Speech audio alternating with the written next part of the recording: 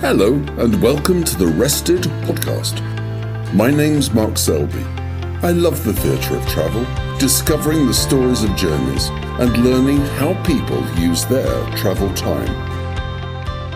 How far do you want to go? Whatever the distance, you're motivated to make that journey.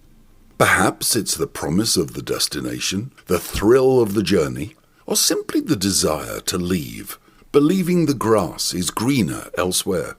For some, it's to be reunited with loved ones. For others, the need to escape. I was fascinated reading some of the stories in David Bramwell and Joe Tinsley's book, The Odysseum. Reg Spears, an Australian javelin thrower, travelled to England to train and potentially qualify for the 1964 Olympic Games in Tokyo.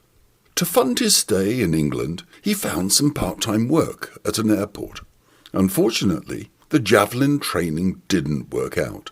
He failed to qualify for Tokyo and now wanted to get home to Adelaide in time for his young daughter's birthday. But more disappointment ensued. His wallet was stolen from his apartment, leaving him penniless and unable to buy a ticket home. Working at the airport, he'd learnt it was possible to send crates long distance marked with cash on delivery. So, with the help of a friend, Reg had a special crate built that he could stow away in. It measured 1.5 by 1 by 3/4 of a metre, giving him enough room to sit cross-legged or lie on his back with his knees bent. Handles enabled him to open the crate from the inside.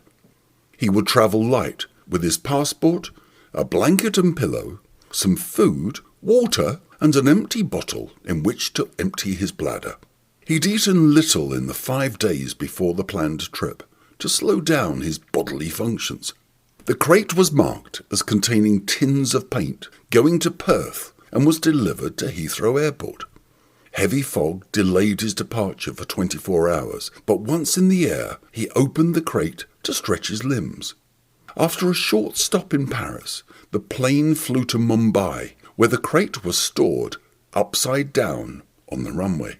Despite his dehydration in the heat, Reg survived, and his crate eventually arrived in Perth.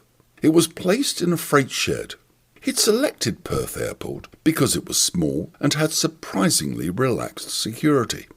That night, he emerged from the crate, found tools to cut through the perimeter fence, and hitchhiked home. He arrived in time for his daughter's birthday party, and the trip had cost almost nothing. But the friend in London was worried. Reg hadn't confirmed his arrival. As the hours ticked by, the friend grew more anxious for Reg's well-being and decided to tell the authorities in case something had gone wrong. Reg was soon tracked down by the press and was treated as a good-on-ya Aussie hero. The positive publicity just grew, causing the airline Qantas to decide they wouldn't fine Reg for his unauthorised and unpaid travel. Reg's 63 hours of travel time were unpleasant and dangerous, but he achieved his goal. And successful endeavours often cause others to realise their own potential. On May the 6th, 1954, Roger Bannister, a 25-year-old medical student, worked his usual morning shift at St Mary's Hospital, London, then took a train to Oxford to run in a 1-mile race at 6 p.m. He ran the mile in less than 4 minutes, achieving a world record that others had claimed impossible. According to Bannister, the 4-minute mile had become rather like an Everest, a barrier that seemed to defy all attempts to break it, an awesome reminder that man's striving might be in vain. As of today, over 20,000 people have since achieved that sub-4-minute mile. Reg Spears' bizarre journey from London to Perth can hardly be equated with Bannister's achievement, but, once again, it shed light on the possible. Brian Robson, a Welshman, was living in Australia, but he was desperate to return to Wales. He'd taken advantage of the Australian government's £10 POM scheme, emigrating to Australia for £10 and the promise that he would work for 2 years in a job designated by the Australian authorities. He was working as a railway clerk in a very small town. Within days of Brian's arrival in Australia, he realised he'd made a terrible mistake. He stowed away on a passenger ship heading to England, but suffered badly with seasickness and gave himself up. The ship dropped him off in New Zealand and he was sent back to Australia. Then he saw the media coverage of Reg's trip and decided to copy his plan in reverse. It seemed so simple. With the help of some friends, a crate was built and delivered to Sydney Airport with cash on delivery and "This Way Up" stickers on the outside. The crate was smaller than Reg's and contained Brian, a hammer, a suitcase, a pillow, a litre of water, a flashlight, a book of Beatles songs, and an empty bottle. It meant he had very limited space to move inside. Brian planned to travel on a 36-hour Qantas flight from Sydney to London, but things went wrong from the start. The intended aircraft was full, so his crate was stored, then transferred to a Pan Am flight heading to America. His crate was repeatedly stacked upside down, and the baggage hold on the new plane was unheated. He remained in acute discomfort for 22 hours in freezing conditions, unwilling to break out of the crate and risk once again being sent back to Australia. The Pan Am flight landed in Los Angeles, and his crate was moved to a freight shed before its transfer to London. Inside the crate, Brian was in a bad way. Fumbling for his torch, he managed to turn it on, but dropped it and was unable to retrieve it. That clumsiness saved his life. A baggage handler noticed light coming from the crate and took a closer look. Inside, he could see a body. Only when airport staff opened the crate did they discover Brian was still alive. He'd been in the crate for 42 hours. Brian was transferred to a Los Angeles hospital and took several days to recover.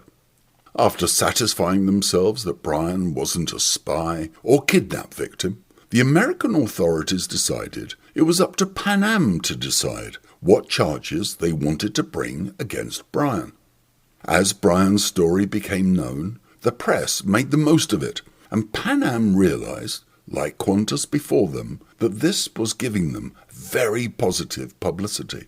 Accordingly, they announced firstly they would not be pressing charges, and that secondly, they'd be flying Brian to Britain in first class for free. They honoured their promises, milked the positive press, and Brian was treated as a hero when he arrived home in Wales. Later in life, having resolved breaching his £10 POM agreement with the Australian authorities, Brian revisited Australia on holiday as a tourist. But at the end of the visit, he returned to Wales. In 2021, he wrote a book about his crazy trip called The Crate Escape.